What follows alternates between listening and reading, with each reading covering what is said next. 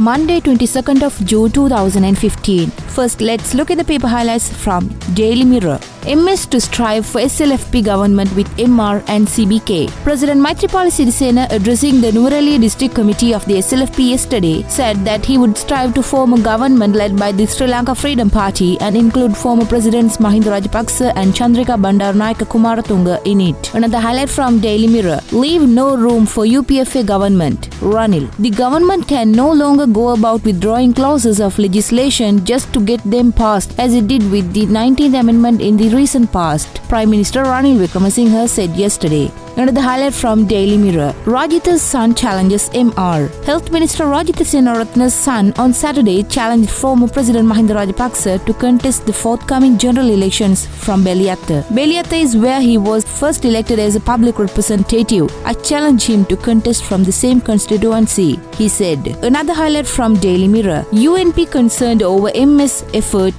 to bring SLFP to power. Uva Province Chief Minister Harin Fernando said the UNP was extremely worried about President Maithripala Sirisena's efforts to bring the SLFP back to power as the president of the party. He said the UNP helped to bring Maithripala Sirisena to power. He said so yesterday at a meeting of UNP Youth Front activists at Temple Trees. Another highlight from Daily Mirror. Dissolution before no-faith motion. Parliament will be dissolved prior to the debate on the no-confidence motion already listed on the order paper, it's learnt. More highlights from Daily Mirror. National security will be protected. Ruwan. The present regime will never do anything which is harmful to national security, State Minister for Defence Ruwan Wijewardena said yesterday. Addressing a youth together at Temple Trees, the State Minister said there was no truth in the statements that were being made by the opposition that the LTTE was raising its head in the north because of certain actions by the present regime. UNP-led governments too fought the LTTE in the past. Even the late President D.B. Wijetunga was able to wipe out the terrorists from the east, and we too are capable of stopping them in the event they try to regroup,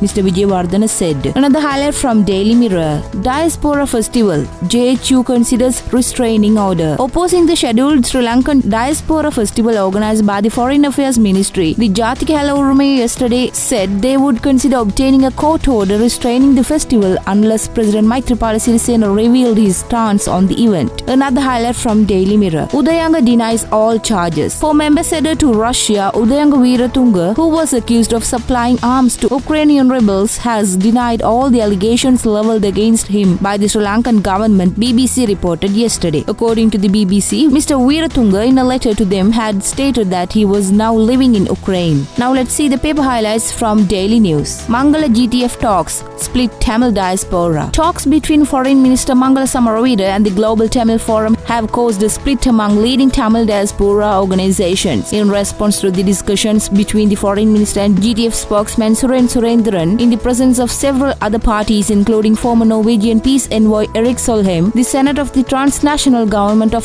Tamil Eelam says the GTF, the largest Tamil diaspora organization operating in Europe, has no mandate to speak on behalf of the rest of the diaspora. Another highlight from Daily News. PM wants new parliament to usher in charges affecting youth. The UNP should emerge victorious at the next general election for a brighter future for the country's youth, Prime Minister Ranil Wickremesinghe said. He was addressing a meeting of the organizers of the National Youth Front at Temple Trees yesterday. The Prime Minister said the biggest challenge before the country is to secure the future of the youth, adding that the January 8th revolution would only be completed after achieving this target. Another highlight from Daily News. 6-member committee to meet MR on Wednesday. The 6-member committee appointed by President Maithripala Sirisena to coordinate with former President Mahinda Rajapaksa is expected to meet the former president on Wednesday evening. During the meeting, the committee will discuss President Sirisena's proposals on party unity with the former president. More highlights from Daily News. Minority parties will face injustice if 20th A approved in present form. A majority of the country's minority and minor parties have categorically rejected the proposals on electoral reforms approved by the cabinet, claiming it will lead to a two-party rule while burying the multi-party system. Another highlight from Daily News. Mahendran to appear again before COPE.